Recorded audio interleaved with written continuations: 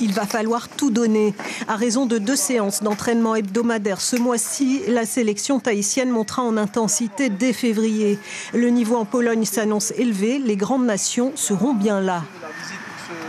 On nous a annoncé qu'il y a l'équipe de France des moins de 20 ans qui s'est qualifiée. Il y a la Pologne, qui est, comme on appelle, la Vilote.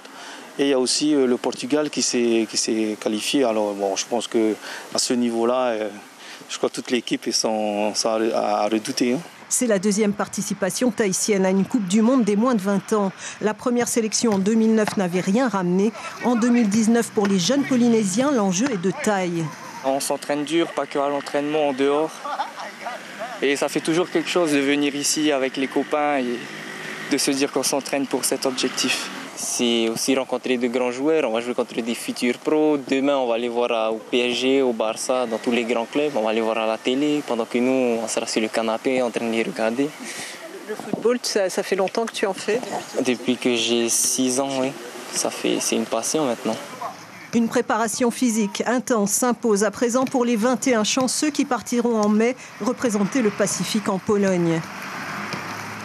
L'objectif, c'est de ramener la coupe? Oh, je pense pas. On va peut-être pas arriver à ramener la coupe, mais bon.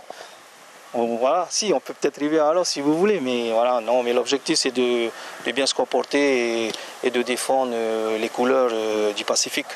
En attendant l'échéance, des déplacements vers le Brésil ou les États-Unis sont à prévoir. L'information en continu sur Polynésie la première, Internet et réseaux sociaux.